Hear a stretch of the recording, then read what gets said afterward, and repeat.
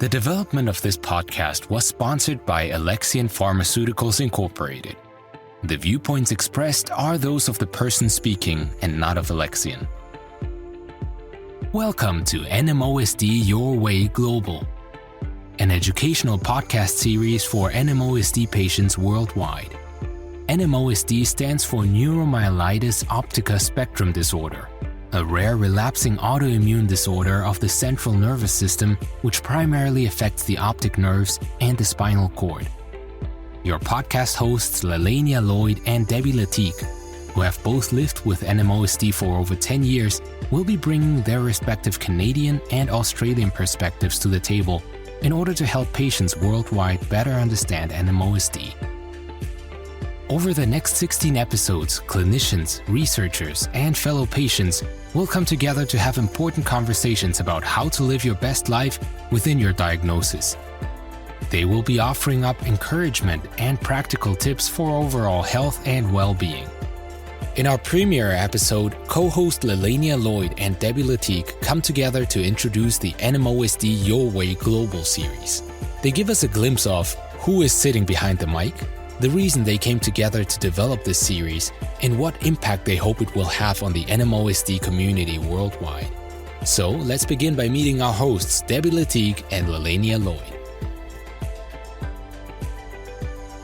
So hi, Debbie from Canada. Great to see you. Hi, Lelainia. Even though we're from opposite ends of the world, here we are today talking about our NMOSD Your Way Global podcast, which is so exciting, isn't it? I know. Can you hardly believe it? I have always loved radio and the feeling of, putting on the headphones. There's something very intimate about it. And podcasting is kind of an extension of that. And so I'm really excited to be talking about this with you today and letting our listeners know, what the plan is and who we are and all those exciting things.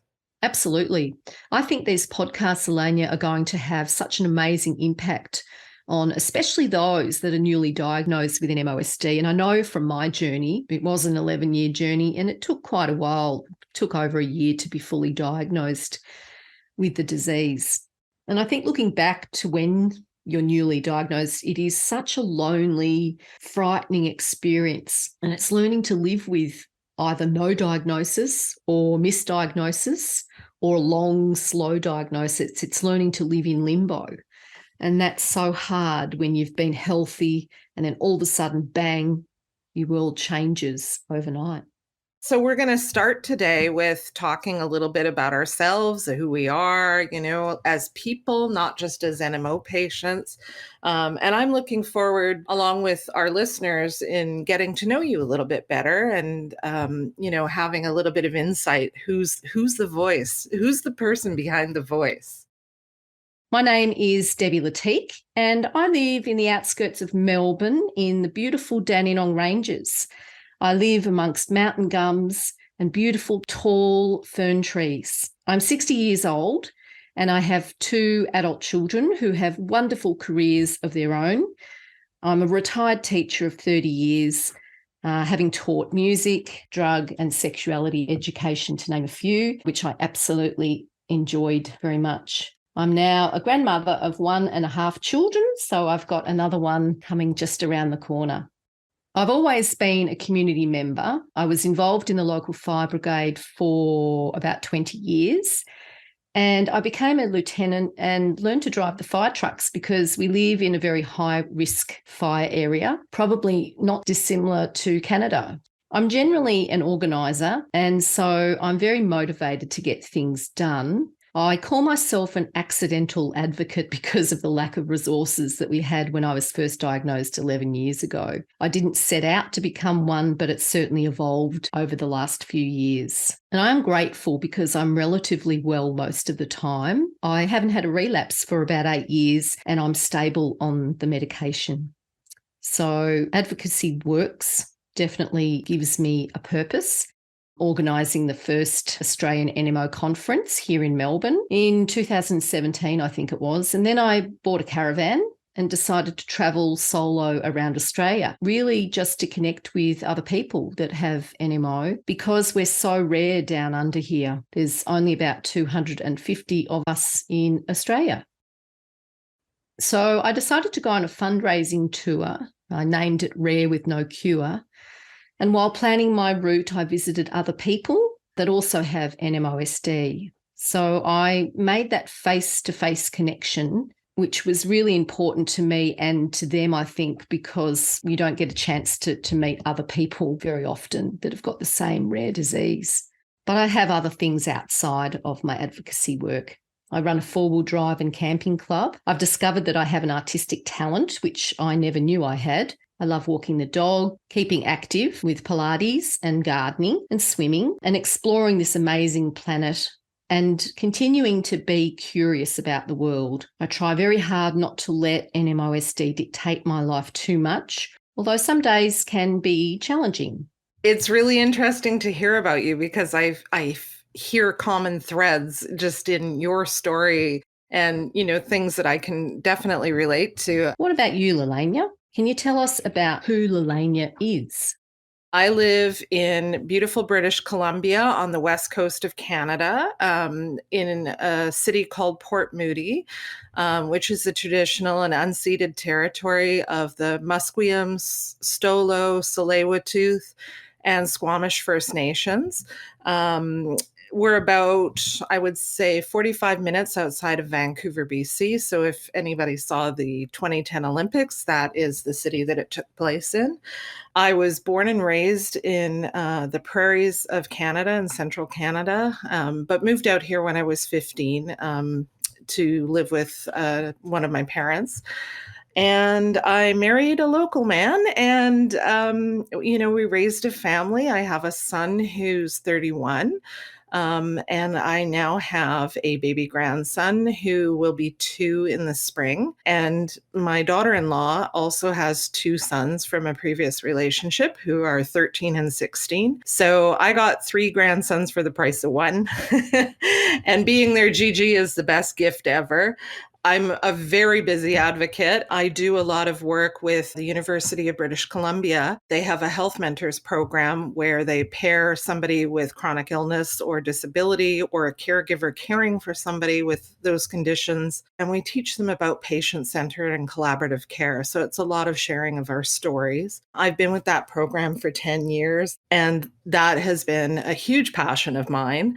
Just helping future healthcare providers, become their best selves and deliver the kind of care that we hope that we can get. I also am a patient partner with the BC Medical Imaging Advisory Committee to better imaging in our province. And that was a really interesting experience, coming in and to have an impact on how care is delivered in this province. And then I published 2 papers. They were both on medical imaging. And those 2 papers have gone on to be adopted into training syllabus for MRI. So I'm really proud of that. Wow. And I thought I was busy. I'm an avid reader. I have been my whole life. I also started writing when I was really young, and I used to attend children's writing conferences and hope that someday I would be a writer. So my 5-year-old self is absolutely delighted with how things have turned out.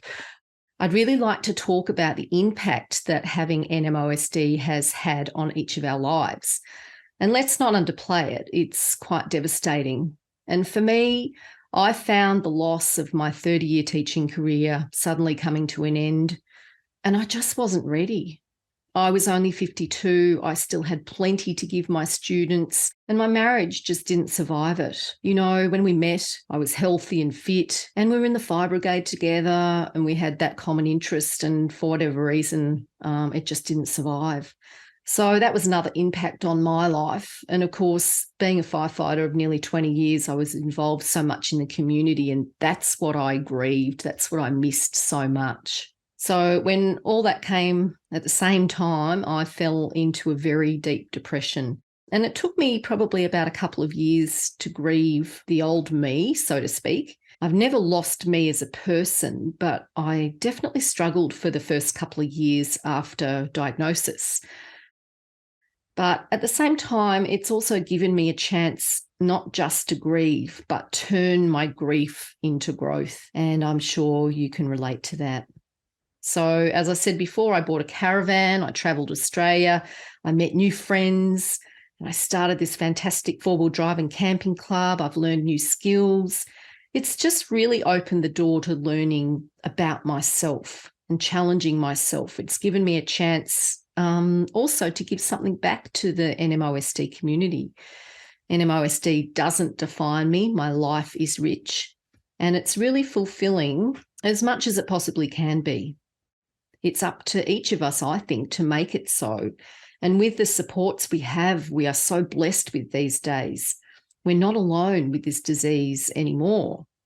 So I'd be interested to hear from you, Lelainia, about the impact that it's had on your life. Yeah, so my story is quite different from yours. I was sick from the time I was about 12. I can trace my first symptoms back that far. I would be walking down a flight of stairs and I would lose the messages between my head and my legs, obviously from damage to my spinal cord.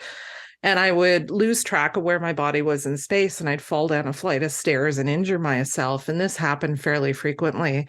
Or I'd be riding my bike and my feet would fly off the pedals and I would crash my bike. So, those were sort of the first kind of inklings that something was wrong. And eventually, in my teens, at about 15, I started having really bad neuropathic pain from my collarbone radiating down my arm into my fingers, and I was unable to use my right arm for months at a time. And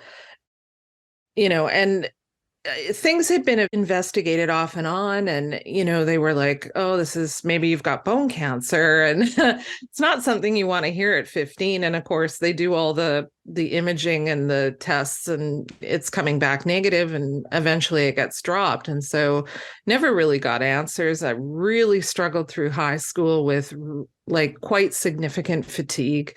When my friends were out on a Friday night or a Saturday night having a good time, I was in bed by 8 or 8:30 at night and completely exhausted just from going about my day. And I had episodes of vomiting and hiccups and all of that stuff. And eventually, met my husband, went through a pregnancy that, was quite fraught. I was really sick. Really sick. I was in and out of the hospital constantly because I was vomiting pretty much nonstop. That experience was actually a big NMO attack, because it's quite common for women with NMO to miscarry, but also to have really, really rough pregnancies. And there was a period of time where I was misdiagnosed with MS. So for 5 years, I was taking MS drugs. So, to say that this disease has impacted my life would be an understatement. As you said, there's a lot of impact, and it affects everybody differently, but I think there's a lot of common ground between, different patients. We struggle with a lot of the same things, a lot of the emotional impact, the financial impact, the impact on relationships. There's all of these things, the impact on your self-esteem. You have to really work hard on so many fronts, and there's days when it feels really overwhelming. So, as much as, I appear that I'm, a fairly coping and accomplished person, it's not without its challenges for me. Of course, and the impacts are devastating worldwide, and that's why I think it's so important, isn't it, to be able to share our stories. I know in Australia we've got such a small population, only about 250 people with NMOSD. The impacts that you've described are different but similar. And I think it's really lovely to be able to connect with people, not just in Australia, but worldwide. And we're a small population in Australia. We need a big voice. And I think what better way to be able to come together like this in a global podcast to make our voices even bigger. So thanks for sharing, Lelainia. Yeah, and I agree. And I think, part of being rare is that you think you're the only one that's experiencing this, or, you question whether you're doing the right things for yourself. And having that community is everything. I mean, not a week goes by that somebody isn't reaching out to me, whether it's through social media or an email or through somebody else, and they're saying like, I live in this country and I need somebody to talk to about this, or I don't know where to get, connected to my community or find a doctor that knows about NMO, although that is getting better, I have to say. But yeah, that people are hungry for that connection. And I think, in a lot of ways, having this podcast series will help with some of that, because they'll hear, experiences from our guests, and, some of our own insight that we share, just in conversation, that they'll be like, oh yeah, that rings true for me, or that's what I experienced, or, I hadn't thought about it that way. So, I think it'll be really eye-opening for a lot of people. It'd be really worthwhile briefly to go over some of our guest speakers and the highlights in some of the episodes. I know that my personal experience in reaching out to the various experts was just amazing. I thought I knew a fair bit about NMO, but I learned so much more, even though I've lived with it for 11 years. And each of the guest speakers I found they were just so informative. They were passionate and also really easy to chat to. They put me at ease. So I spoke with Dr. Lelainia Hall, who's a consultant neurologist from Adelaide in South Australia. She's been working in this area for about 7 years. And my goodness, she certainly has so much knowledge and information to share. Dr. Lelainia Hall discusses relapses and flare-ups and how to manage them, which I think will be very beneficial, especially for those that are newly diagnosed. I wish I knew the difference when I was first diagnosed. I then spoke with Dr. Sally Shaw, and she herself is a psychologist that has MS. So she really gets it. And it's so important, isn't it, to talk about mental challenges, not just the physical challenges, and how to cope with the unpredictability of day-to-day life with NMOSD and the uncertain path that the disease may take, not to mention how it affects not just the patient, but their family and friends. She was an absolute delight to speak to, and I also have used her knowledge as a patient myself to change the course of my life. Learning to live with NMOSD, she helped me to grieve and then find purpose again. So I really enjoyed talking and relating to Sally. Dr. Therese Burke is a specialist nurse and researcher who has spent decades looking into ways people who live with challenging conditions like MS and NMOSD. And once again, she was just wonderful to talk to. She had recently done some research into NMOSD and also attended quite a few conferences. And she also mentioned that every time MS is mentioned now at these conferences, NMOSD is also mentioned. So we are definitely getting our voice heard, which is fantastic. We discuss health and wellness, and she approaches it in a holistic way. We chat about living well and taking back control so that we can reach our full potential despite having NMOSD. And it's in this episode I share a bit more about myself and my story about living with this disease and how I managed to take back control, because it's important to do that. I felt very out of control initially. Life just spiraled. So it was really good to talk to Dr. Therese Burke. I also very much enjoyed speaking with others who have NMOSD, like Linda and Erica from Australia, who chat with me and share their diagnosis and their coping strategies. And I think because we are so rare, it's really important to connect with others, isn't it? And to feel that you're not alone. It was interesting to me because I felt like there were some overreaching themes that emerged. And those would have been like communication. Patients were talking about communicating with one another, between like a patient and caregiver, but also a husband and wife team. We had James and Andrea on that shared, very vulnerably about their relationship. And I really appreciated their openness. They're people that I met at the Guthrie-Jackson conference for NMO patients a few years back. And They're just a really lovely couple. And, when you talk about relationship goals, I think a lot of people look to the relationship and see the strengths and the support and the genuine love and compassion for one another that exists in the relationship. It's palpable. And, it was sort of the same relationship that I had with my husband. So I really felt like having them on the podcast talking so honestly about, the challenges that they've been through, because Andrea lost her vision to NMO. And I mean, talk about a huge life adjustment, especially when you're newlyweds. It just blew me away with their strength and resilience and how they, look to one another for support. It's a team effort, but I just felt like people hearing that would be really inspired by their story. Another thing that came across was teamwork, not just between, patients and caregivers, but also all of the doctors that I had on the podcast. I had Dr. David Selchen from St. Mike's in Toronto. I had Dr. Delia Rotstein, Dr. Galina Vorobicek, who's a neurologist here in British Columbia, and Dr. Rajiv Ribai, who's a physiatrist, pain and rehab specialist.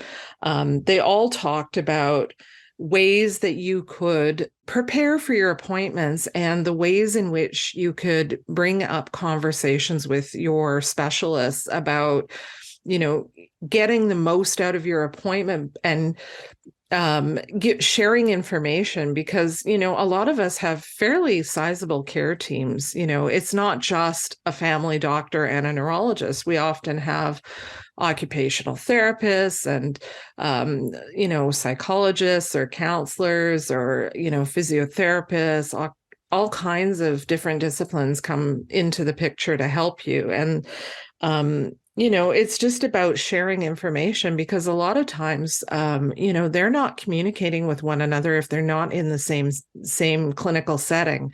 So just how we could partner with them to be partners in our own care, that we could take some responsibility for, the information that we're receiving, whether it's test results or things that have been ordered for us, or, a new medication that we might be trying that one of the other people on our team isn't aware of, that could be really important for our overall health.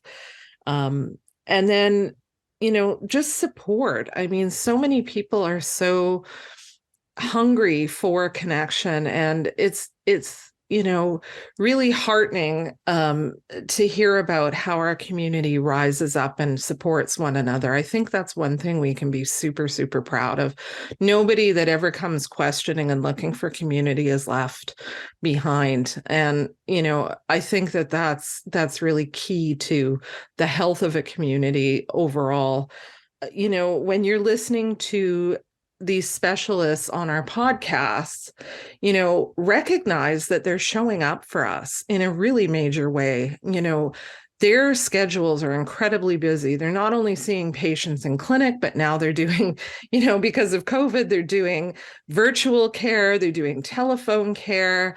They're still teaching, they're still lecturing, they're still attending health conferences of various sorts, traveling, doing research on our behalf, and they're still making time to show up for our podcast because they care so deeply and they want to be a part of building health literacy for all of us. So, I have nothing but mad respect and gratitude to them for showing up for us. I mean, there's times when I think about it and it actually brings me to tears, because they're just incredible people, and all of them go so much above and beyond the call. We asked and they were like, yes, we will be there for you. So, just recognize how amazing they are. There are a couple of classic quotes that I really enjoyed listening to from your podcast, Lelainia, about becoming an advocate. Apart from the fact that we have these wonderful professionals, you were absolutely right, and they give up so much of their time. I'm terribly grateful as well for everything that they've shared with us And I'm sure the wider NMOSD community is as well. You know, when James and Andrea were on talking about relationships, was that James said at one point, you know, in terms of being a caregiver, that he has to remind himself to keep his heart soft and to keep his skin thick. And I thought that was really so honest, you know, in dealing with some of the challenges, because when we think about our caregivers, I mean, for some of us, it might be like our life partner, you know, or a very close personal friend. And, you know, we kind of, by nature of our own suffering, kind of take those people in our lives for granted. And I just thought, you know, when he said that, it really reminded me that it's tough on them too. And it's not just you getting sick. It's not just you with NMO. It's your family. It's your loved ones. It's everybody that cares about you comes into that circle. And, you know, we have to remember that our suffering may be great, but you know, there's people that are showing up for us day after day. And I just loved when he said that. Like, I've thought about that a lot. I really liked it when you asked the question about, will this advocacy benefit the community? And if so, how? And that when you choose which advocacy jobs you select, if it's not a hell yes, it's a hell no.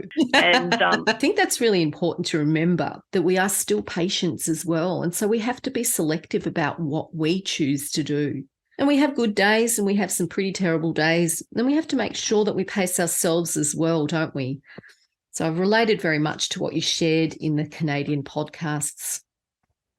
I also really enjoyed the pain management and mental health podcast with Dr. Reby. And the fact is, it's, you know, how it's patient-centered and it's a collaborative approach between so many different physicians, OTs and neurologists, physiotherapists, to name a few.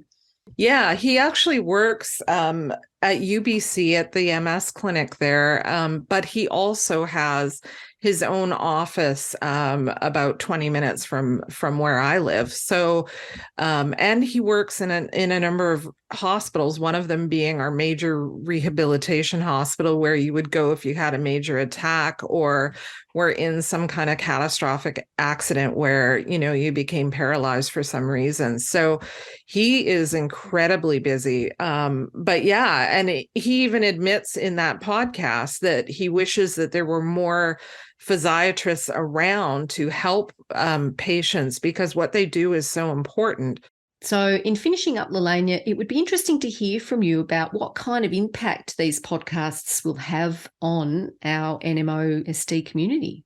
Well, I think that there's a lot of things that we've talked about where, you know, we've made a conscious effort to address some of the gaps in learning within our own community. And I think because we are a part of that community, we're not outsiders, we're actual patients that live with this condition, that we have our fingers on the pulse of what's going on in our community and the concerns that have arisen. And, you know, we've made a concerted effort to try and address some of that.